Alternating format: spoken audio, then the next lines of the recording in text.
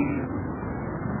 كما ان البر يؤول الى الحياة، كذلك من يتبع الشر فالى موته. كراهة الرب من سوي القلب، ورضاه مستقيمه الطريق.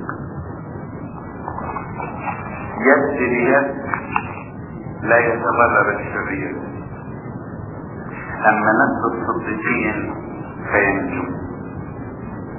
خزامة الذهب في تنسيق الخنزيرة للمرأة الجميلة العديمة العقل. شهوة الأبرار خير فقط، ورجاء الأشرار سقط. يوجد من يفرق فيزداد أيضا، ومن يمسك أكثر من اللائق وإنما إلى الفقر. النفس السخية تسمن، والمروة هو أيضا يروى. محتكر الحنطة يلعنه الشعب، والبركة على رأس الجائع. من يطلب الخير يلتمس الرضا، ومن يطلب الشر فالشر يأتيه. من يتكل على غناه يسقط، اما الصديقون فيزهون كالورق. من يكدر بيته يرث الريح، والغبي خادم لحكيم القلب. ثمر الصديق شجر الحياة، ورابح النفوس حكيم. هو الصديق يجازى في الارض، فتمت الحريم الشرير والخاطئ. مجدا للثالوث الاقدس الاب والابن والروح القدس. كلمات جميلة وعقد لذيذ نستطيع ان نتحلى به في حياتنا العملية مع الانسان. اتكلمنا في المرة اللي فاتت عن المرأة، وقال عن المرأة ايه؟ قال المرأة ذات النعمة، مش المرأة الجميلة، المرأة ذات النعمة وحق كرامة. لكن النهاردة هيكلمنا عن المرأة الجميلة، بس قبليها بيقول في آية 19 كما أن البر يؤول إلى الحياة، كذلك الشر فإلى موته. ما هو البر؟ البر اللي هو العمل الصالح. فدايما العمل الصالح يقود الانسان الى الحياة. العمل الصالح يقود الانسان الى الحياة. لكن العمل يا احبائي اللي هو يتبع الشر فيؤول الى موته. يعني الانسان اللي بيمشي في الشر ما يعرفش ان هو بيأول ان الشر ده لابد انه لموته. لان بصراحة العمل اللي بتعمله دي بذرة انت بتزرعها.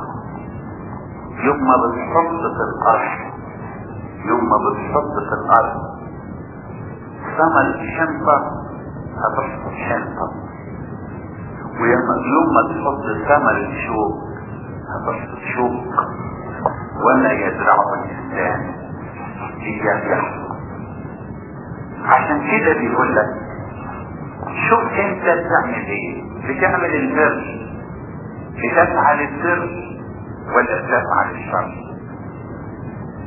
هل انت بتفكر بتخدم الناس ولا ما بتفكرش غير انك انت تأذي الناس؟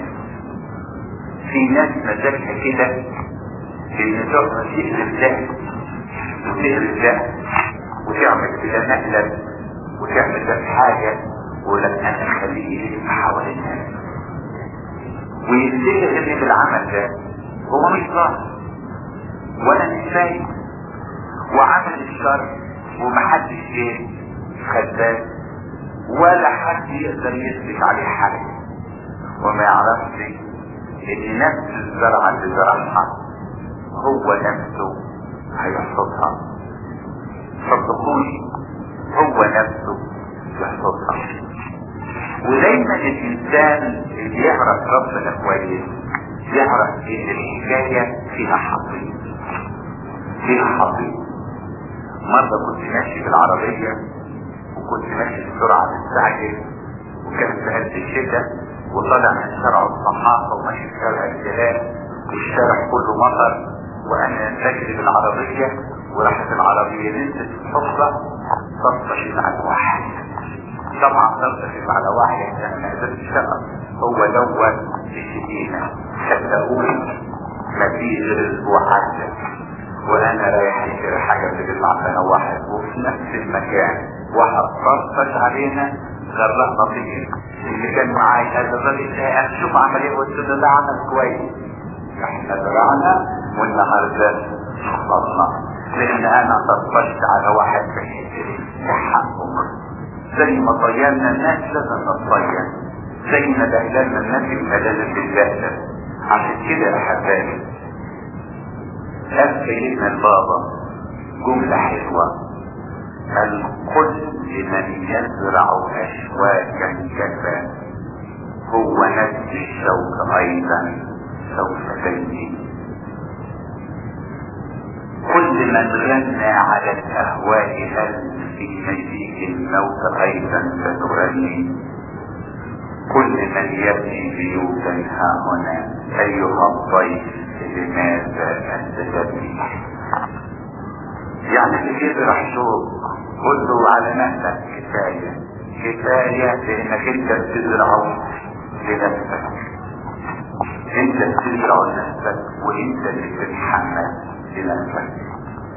ده يخلي الانسان مش يقول لك فلان ده يستاهل اعمل مع الخير وده ما يستاهلش ما اعملش، لا اعمل الخير مع الكل، مع اللي يستاهل واللي ما يستاهلش.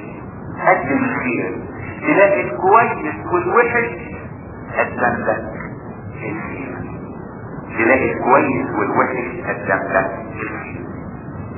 بعد كده يقول ايه بقى الآية اللي بعديها؟ كراهة الرب مستوي القلب. يعني ربنا تقول له تكره مين؟ خلي بالك تكره مين يا رب؟ قال لك ما اكرهش الخاطئ ولا اكره المذنب، انا بحب الخاطئين واحب المذنبين واحب الزناه واحب السكرين، لكن اكره حاجه مستوي القلب. مستوي القلب يعني اللي بيقاوح، يعني اللي بيقاوح مع ربنا. يا ريت تبقى وحش وتيجي ربنا تقول له انا وحش، لا تقاوح مع ربنا انا مش وحش. بلاش استواء القلب. اكثر حاجه تراضي ربنا المسكين المستقيم القلب، حتى لو خاطئ ما داود فعل فعلتين مفيش اصعب منه، في اصعب من الزنا والقتل. زنا وقتل سبب جنب، في ثاني فاضل من اصعب الجنايات زنا وقتل. لكن اول ما واجهوا لسبب الخطيه قال له ايه؟ اخطيت الرب. ما قالوش انا حصلت شوف انا غصب عني، حصل بس غصب عني وكنت مضطر. وفي يوم من الايام تكون مستوي القلب. اوعى تكون مستوي القلب وانت في اعترافاتك. في ناس في اعترافاتها يا ريت تعترف بخطيئتها، لا تعترف بخطيئة اللي حواليها. ودول تعبوني ودول قرفوني ودول عملوني وفي الليل عملوا كذا، انت جاي تعترف بغلطك ولا بغلط اللي حواليك؟ اوعى يكون قلبك مستوي، خلي قلبك مستقيم. اكثر واحد كان قلبه مستقيم القبطية، حرامي وقاتل لكن قلبه مستقيم. عنده لك ايه؟ نحن بعدل جزينا، اللي حصل لنا ده تستاهله. يا سلام انا متصور ربنا حبه على الاخر، حبه حبوا على الاخر، حبوا على الاخر. نحن بعدين نريد اللي حصل ده احنا نستاهل على طول. احسن واحد مستقيم القلب الراجل العطشان اللي قرع على صدره وقال له اللهم ارحمني انا عبدك الخاطئ. حتى في المثل بتاعنا يقول لك الطريق المستقيم هو ايه؟ اقصر طريق. اقصر طريق الطريق ايه؟ المستقيم. لكن الطريق المأوى طويل طويل قوي طويل قوي. فلما تيجي تقول ربنا يقول لك انا ما اكرهكش عشان غلط. وما بتكرهني ليه؟ عشان انت بتلف وبتدور. لا، تعال ربنا وارمي غلطك عنده وهو يقول لك اذهب ايمانك بررك. يبقى اذا براءة الرب مستوي القلب ورضاه مستقيم القلب. تعالى قل انا عايز ارضي ربنا. طب ترضي ربنا تعمل ايه؟ هقول له انا من اخلص قدمي بهامة راسي انا يا رب ايه؟ مخطئ. انا مخطئ بس تقولها بقلبك. يد بيد لا يتضرر الشرير، اما نفس الصديقيون فينجو. ايه يد اليد لا يتضرر الشرير؟ اصل دي حته كانت موجوده في الوثنيه، دي موجوده من ايام الاوثان، ويمكن انتوا بتسمعوا عليها في الايام بتاعتنا. اسمها ايه؟ غسل الاموال. حضرتكم تسمعوا الكلمه دي؟ ايه غسل الاموال؟ يقول لك اصلك انت لو سرقت تعتبر خطيه، لكن لو انت اللي سرقته بعته وبثمن اللي اشتريته عملت حاجه ما بقتش خطيه. يعني عملت من يد ليد. يد اليد لا يتضرر الشرير. اضرب مثل احدهم كان حرامي علم اولاده السرقه. كل يوم يطلعوا الشارع يسرقوا لهم بيت ويروحوا البيت يذبحوه ويبتدوا يشووه وياكلوا ويسهروا ويخلصوا بيتهم. ابوهم عودهم عليه. جه يوم من الايام ابوهم تاب، ولما تاب رجع لربنا. فبعد ما رجع وتاب وراح زار الزيارات بتاعته الدينيه ورجع لا اولاده سرقوا جدي. فقالوا لا انا ما كنتش حرام، بيعوا كيلو وهاتوا لي بيه كل حاجه. وكده يبقى غسل الاموال. موجود غسل الاموال. بيعوا كيلو، ولما يبيعوا كيلو الشرع اللي قاله هو حمام ايه؟ مش مسروق، حمام ايه؟ بفلوس. اما السنه دي لا خلاص مش بايد. يبقى يد ليد لا يتضرر الشرير. ايه كمان تاني؟ يد اليد لا يتضرر الشرير. واحد يسلط واحد يقتل واحد يديله فلوس والتاني قتله. تفتكروا مين اللي قتله؟ اللي دفع الفلوس ده ما قتلش وما فيش دليل جبته. الثاني اللي قتل يقول لك انا ما قتلتش، هو اللي قتل، انا كل اللي عملته دفعت فلوس. قال له لا يا حبيبي لا تتضرر قدام الله. من يد اليد لا يتضرر الشرير. واحد يولد الناس على فعل الخطيه والناس يروحوا عاملين الخطيه ما يتضرروش. عشان كده يقول لك يد ليد. اتفهمت الايه ولا لا؟ يد ليد لا يتضرر الشرير. طبعا ده انا واحد حكى لي حكايه عندنا فلان من كبار تجار المخدرات في الشعب الاسلامي. عارفين قال ايه؟ قال انت تعرف تجار المخدرات والهروين لا يتعاطوا المخدرات ولا الهروين، لانهم لو تعاطوه تنشف تجارتهم يوزعوا السموم للناس، لكن هم ما ياخدوش. فلما تيجي تقول لك انا ما خدتش الحاجه دي لكن وزعتها، كنت السبب في ان غيرك ياخدها وكونك انك ما خدتهاش وخدها غيرك بسببك انت لا ايه؟ لا يبررك. عشان كده يقول لك يد بيد لا يتبرر الشرير. عشان كده ويل لمن تأتي بواسطته العقل. يقول لك انا ماهل انا ضربته على ايده وقلت له روح اعمل كده. طب ما انت اللي غريته وجبته وحطيته قدامه الحاجه. ما ضربتوش على ايده، لكن كنت حطيت الحاجه دي هو اللي كنت ضربته هو اللي خد، يبقى هو اللي يتحمل. لا، يد بيد لا يتبرر الشرير. اما نفس الصديقون فينجو. شوف اللي علم اولاده يجيبوا يعملوا. اما نفس الصديقون ينجو. ايه الصديقون؟ الناس اللي صدقوا اقوال الله وعلموا اولادهم. يا ابني ما تفرحش بالمكاسب الكثيره، قليل من يد الرب في بركه احسن من كثير في الغلط.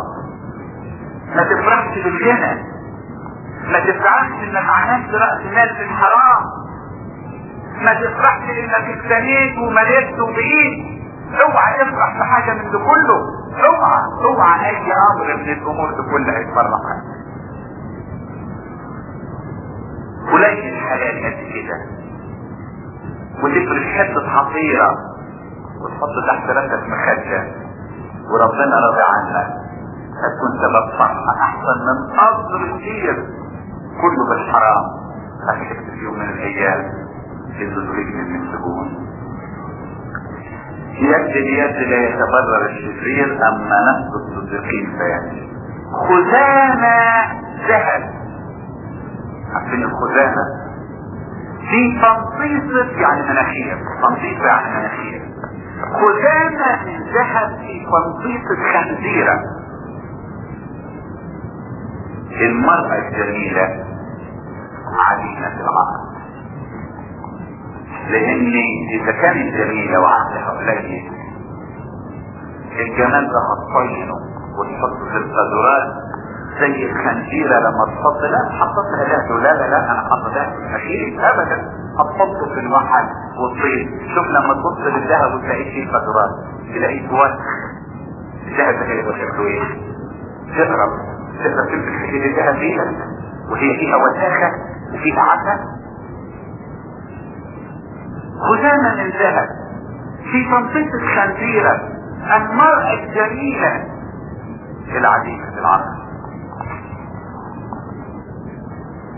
الحسن في والجمال باطل،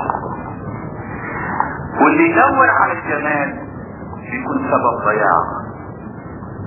لكن الجمال الحقيقي هو جمال الروح، مش جمال الشكل ولا جمال المنظر. الشكل والمنظر يا احبائي حته مرض فيروس قد كده يضيعوا زي الوردة كده. لما تشوفها تبص تلاقي شكلها جميل وجذاب، ثاني يوم تلاقيها ايه؟ جبلت واترمت في الارض. في فرق بين المرأة ذات النعمة والمرأة الجميلة. ممكن يكون شكلها وحش جدا لكن عايشة المسيح وقلبها مليان بالمسيح. الناس كلها تحترمها وتكرمها وتهدرها وترفعها. لكن خزامة من ذهب في تنصيصة خنزيرة. وانتوا عارفين الخنزيرة عند اليهود كان بيعتبر ايه؟ نجس. المرأة الجميلة عديمة العقل، لان دايما المرأة دايما بتجري على جمالها، وكل ما تكون جميلة بتبقى متعالية. لكن حتى نفسي اقول لكل امرأة جميلة ايه الفضل اللي يجي في جمالك؟ ما انت ما فيش فضل. حتى لو كنت اتخلقت جميلة الفضل يرجع للخالق، مش انت اللي عملت نفسك جميلة. ولو كان الانسان عمل نفسه في الجمال كان كل الناس بقوا في منتهى الجمال. لكن الجمال الحقيقي جمال الروح، جمال المعيشة مع الله، جمال الخدمة، جمال القلب المفتوح. ولعلمكم جمال الجسد ينطفي بسرعة. يعني اقصد الرجل اللي يجي ورا جمال الجسد بمجرد ما يمسكه يخلعه، بمجرد ما يمسكه يخلعه. لكن جمال الروح ده المستمر بالنسبة للإنسان. إذا فلنرتفع عن الجسد ولنعش أيضا بالروح. وياما جوازات كل هدفهم يدوروا على واحدة جميلة. ليه؟ عشان يتباهى بيه أجمل البنات أحلى البنات. وبعد ما تحصل الجوازة بتحصل أكبر النكبات على طول كده، أكبر النكبات. عشان كده الكتاب المقدس فيه. ومين اللي بيقول الكلام ده؟ سليمان. وسليمان اتجوز كام؟ 1000. يعني راجل مختبر، راجل مختبر اتجوز 1000 وعاد. اتجوز اجمل الكاملات واتجوز كذا واتجوز كذا. والتقليد بتاع اليهود، التقليد بتاع اليهود بيقول ان بنت السبع امرأة كل الحس ما كانتش جميلة، بس كانت الست ليها شخصيتها وهي الوحيدة اللي حبها داود، وهي اللي جه منها مين؟ سليمان. جه منها سليمان. لكن ميكال كانت من اجمل البنات. ميكال بنت مين؟ بنت شاول كانت من اجمل البنات. وداود لطفها. هو خد من خبرة ابوه ومن خبرة الحياة العملية اللي هو ايه؟ اللي هو عاشها. شهوة الابرار خير فقط، ورجاء الاشرار سخط. يعني لما تيجي الواحد من الابرار وتقول له انت بتشتهي ايه؟ يقول لك اشتهي الخير. يعني كل اللي احبه كلمة شهوة يعني جاذبية. تقول له انت متجذب ليه؟ يقول لك انا جاذب الخير. بفرح لما اعمل الخير. في ناس كده تنبسط لما تعمل خير. وفعلا جرب كده الواحد يجرب لذة شهوة الخير دي، يمكن الخدمة اللي عليها كده. تصور كده لما اروح لعيلة رجل ومرأة متخاصمين وغضبانين والبيت وصل للطلاق والعيال يبكوا، واروح اقعد معهم اصلحهم وترجع الفرحة للاولاد ونصلي مع بعض، نشرب حاجة ولا ناكل لقمة مع بعض واروح انام. تعرفش قد ايه الشهوة ولذة الفرح تبقى في قلب الانسان. فرحة اللي يعمل خير يحس بفرحة. جربها، جرب شهوة الخير مش شهوة الجسد. جرب شهوة الخير. جرب شهوة واحد مريض رحت قعدت معاه، واحد مسجون رحت سألت عنه. ده فيها هذه الشهوة انت بتقابل ربنا نفسه. كنت مريض فتظلموني، كنت محبوس فأتيتم إلي، كنت عريان كفتوني. تعرفش قد ايه شهوة الخير. ما تعرفش العيلة الغلبانة الفقيرة اللي مش لاقية لقمة ولا تاكل، وفجأة كان عيالهم ناكل ايه؟ هنتعشى جبنة دلالي ولا هناكل ايه دلالي؟ ويبص لو انت جبت كيلو لحمة ويدخلهم، والام طبخت كيلو لحمة وقدمت العيال، والعيال فرحانين هناكل لحمة. قد ايه الفرحة دي تخلي شهوة ربنا تشعل في قلبك بالحب وبالراحة وانت مستريان. بعضوا عشان كده هنا لما بيجي الكاتم يقول لك شهوة الابرار خير فقط. خلي بالك كلمة فقط، يعني مش خير ومعاه اي حاجة، خير بس، خير كله، خير 100%. ورجاء الاشرار سخط. لما تيجي تلاقي الاشرار مع الناس الخيرين اللي كل الفقر بكره ادعى الدين اروح ليه؟ مين خير؟ تقول ايه؟ ده الابرار. طب والاشرار بكره اخف السنين بفرق رقات سنين، فلان ده عايز يتأكد، فلان ده لازم أكتب له خطة ما تخرجش مية، أخليه يلف حوالين نفسه، كله سخط. كلمة سخط يعني كراهية، يعني غضب، يعني رفض. رجاء يرجو. يا سلام تبص الأسرار، لو فلان ده يموت، لو فلان ده بكرة تحصل له مصيبة، هو ده رجاءك، هو ده رجاءك. رجاء الأسرار يا حبائي يوجد من يفرق فيزداد أيضا، ومن يمسك أكثر من اللائق وإنما إلى الفقر. الراجل الساخن اللي يفرق ويدي الفقراء والمساكين حياة، واللي يمسك أكثر من اللازم نهايته الفقر. معقول؟ أيوة. أصل إن عطيت هتاخد، وإن مديتش اللي معاك هيتاخد منك. خلي بالك من الحتة دي. عشان كده يقول لك يوجد من يفرق فيزداد. أحد الآباء قال كلمة حلوة زمان سمعتها وعجبتني. قال لك الإنسان في عطائه زي البير بتاعت المية.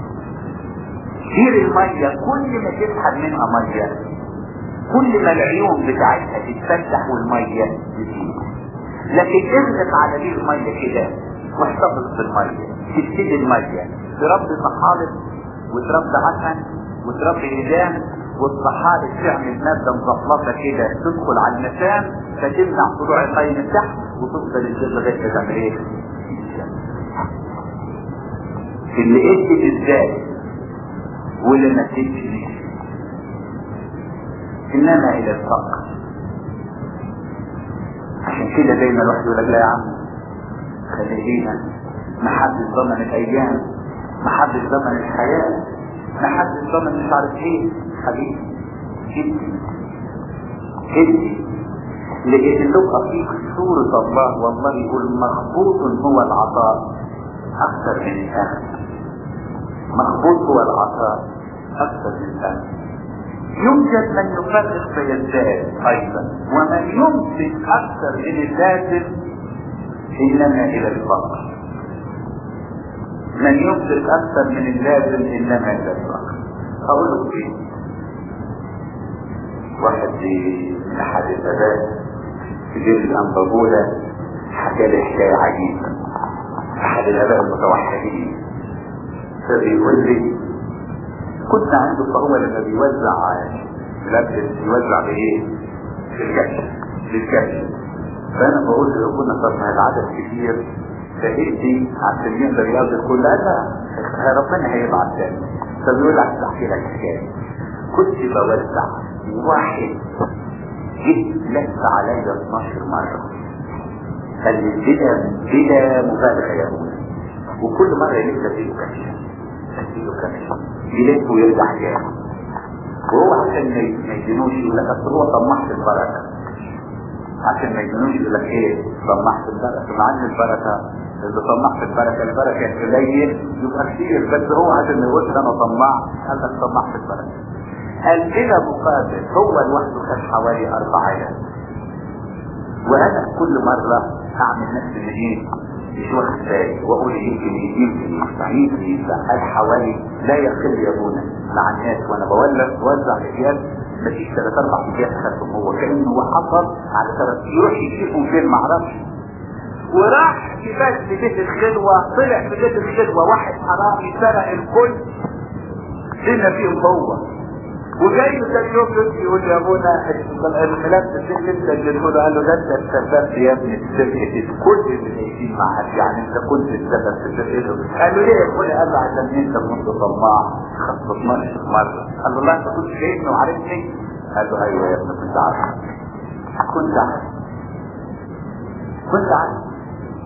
خدوا في الاخر كله ايه؟ اتاخد منه واتاخد مع اللي نايمين معاه، يعني ده مصيبه لكل اللي نايمين معاه في الاوضه. واحد جه شال كل الحاجات بتاعتهم والفجر مشي واتاخد كل حاجه وطلع بلوش.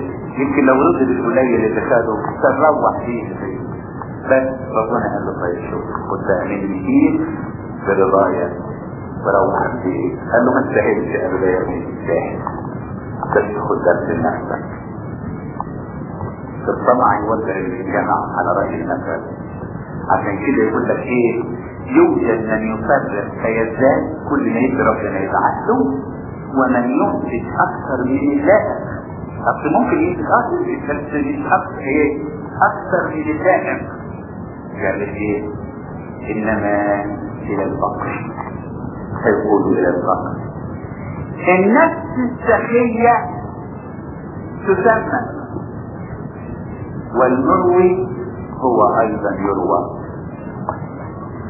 النفس السخية تسمى. ليه النفس السخية؟ ما قالش الجسد السخي احسن يفتكر يسمن يعني جسد يسمن يسخن. لا، النفس السخية تسمن. كلمة تسمن يعني تفرح. ليه؟ كده منين انا؟ في الكتاب المقدس في آية يقول لك الخبر المحزن يحمي الضغط، والخبر المفرح يسمن العظام. وتسمين العظام يعني فرحة النفس، يعني راحة. النفس السخية تسمن يعني تبقى فرحان. والمروي هو ايضا يروي، يعني اللي يروي الناس ربنا هيرويه. اللي يروي الناس ربنا هيرويه. على فكرة خلوا بالكم السيد المسيح قال كأس ماء بارد أجره لا يضيع في السماوات. اشمعنى كأس الماء البارد؟ ايه هو الماء البارد؟ الناس ما فهمتهاش. لا انا اشرحها. الناس لما كانوا يجيبوا ميه يجيبوها من البير، يحطوها في البير، حاطين تحت البير إناء، فالبير بينقط الميه اللي بينقطها البير. ما يعني اليوم كله البير ما ينقطش كوبايتين ثلاثه، دول اسمهم الميه البارده. البارده يعني ايه؟ يعني الحلوه النقيه. فالميه البارده دي اللي تحت البير يشيلوها للمشروبات، لان انت عارفين زمان لما يشربوا قهوه يشربوا شاي يشربوا اي حاجه، اي نوع من الطعم في الميه بيغير ايه اللون، فيقول لك ده نخليه للمشروبات. فتصور لما يجي لك بيت من بره ويقول لك اديني بدل ما تديله كتير تديله اعز ما عندك من الميه اللي هم بتحوشهم في اليوم كله للخصوصيات، اديتهم له كأس الماء البارد. خصوصياتك الحاجه اللي منتظرها الخصوصيات ما رضيتش تديله من العامه، فضلته على نفسك. هذه معنى كلمة كأس الماء البارد أجره لا يضيع في السماوات. أجره ما يضيعش. هذه المية الباردة، المية النقية، المية المتأثرة يعني. عشان كده هنا يا أحبائي المروي اللي يروي الناس هو أيضا يروى. أصل عشان تروي الناس يبقى على حساب إيه؟ نفسك.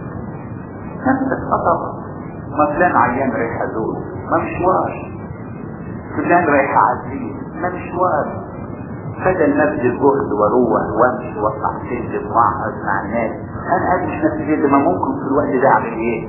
اريح فيه واريح نفسي. وانت لما تبعد نفسك عشان تريح الناس، لما ترجع بيتك عشان تريح ربنا يرويك. عشان كده يقول لك المروي هو ايضا ايه يا احبائي؟ يروى. محتكر الحنطة يلعن الشعب طبعا، والبركة على رأس البايع. اللي يحتكر القمح الشعب يلعن. وديكم شايفينها بعينيكم. عشان امريكا محتكرة القمح وتتحكم في الناس، تقول فين ما بعتلكش قمح تموت من الجوع، فالناس كلها تخضع لها، لكن كل الناس جواها بتعمل ايه؟ بتلعن. محتكر الحنطة يعني يتحكم في مصائر اللي معاه مسؤولية ويتحكم في مصائر الناس، يلعن.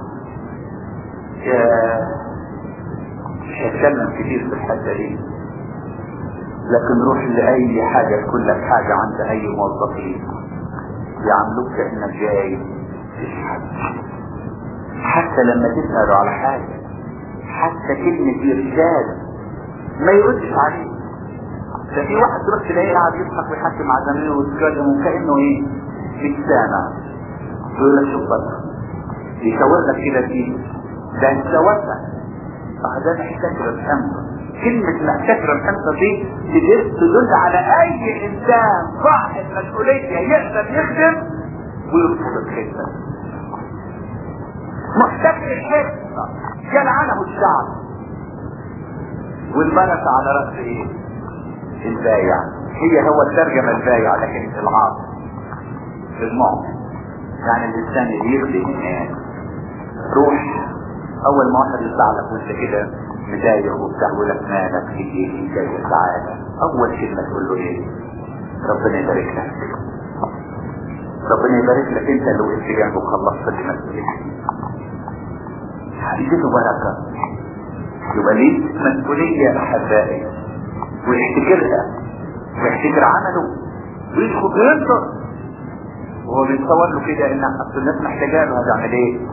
لو سقطت فيه زي ما سقط فيها هيعطل لهم ايه؟ يقول لك احسن له وهو بيشوف نفسه. لكن اللي يخدم الناس ويدور لهم على مصالحهم حقيقي على رأس البائع البركة، على رأس البائع. حكى لي واحد مرة راحوا هولندا، وهم في هولندا كان نازلين في فندق معين، فكتب اسمه على الشنط وكتب عنوان الفندق اللي هم ايه ينزلوا فيه. فبعد ما نزلوا في المطار نسي في المطار الشنطة، وجم رايحين الفندق اتاري اللي واخدينهم الرحله لقيوا الفندق ما فيش مكان، راحوا حولوهم على ايه؟ على فندق اخر. في المطار لقيوا الشنطه، فخدوا واحد موظف طلع في الشنطه وراح الفندق. قال فلان شنطه فلان، قابلهم مبوش عندنا. قالوا طب ما هو ما كاتب العنوان ده ليه؟ قال قصدي الرحله دي كانت هتحجز عندنا وما حجزتش. فالموظف قال لهم طيب عنوان الجايد اللي هو حجز ايه؟ قالوا له ادي تليفونه. فراح متصل بالجايد قال له انت غيرت رحله ايه؟ قال رحنا البلد الفلانيه في الحته الفلانيه.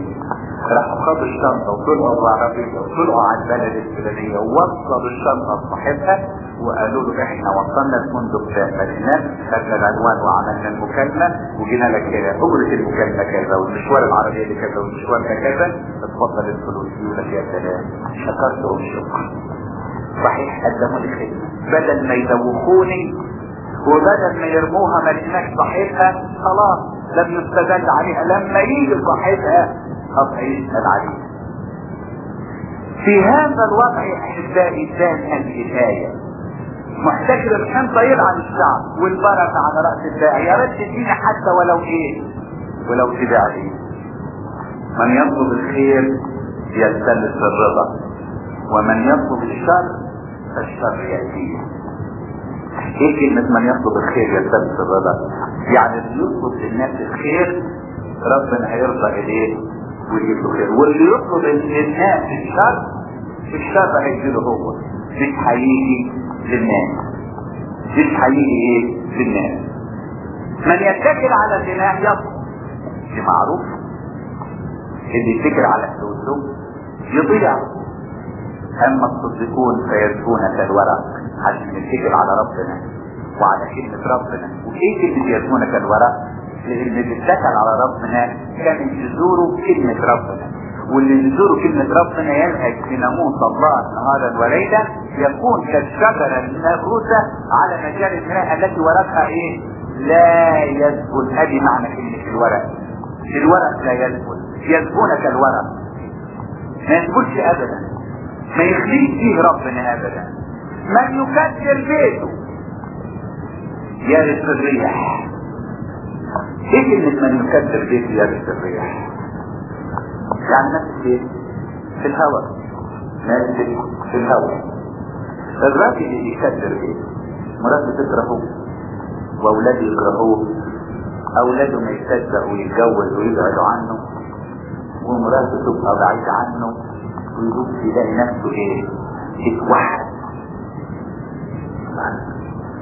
انا اللي كنت مسيطر على الكل، وكان الكل تحت رهن الاشارة، بس ما كانش بالحب، كان بالتكبير والذل. ما انت لو قدمت حب حتى لو في غرفة الكل هيبقوا حواليك ويحبوك، لكن انت استخدمت عنفوانك وشبابك وقدرتك ودست على الكل وعشنت على الكل، ورثت ايه؟ الريح. لو يجي يقول لي اصل انا خلفت وما لقيتش، طب ما سألتش نفسك ليه؟ تفتكر لو جيت بولادك ومراتك عطف وحنان وحب كنت هتلاقي ايه؟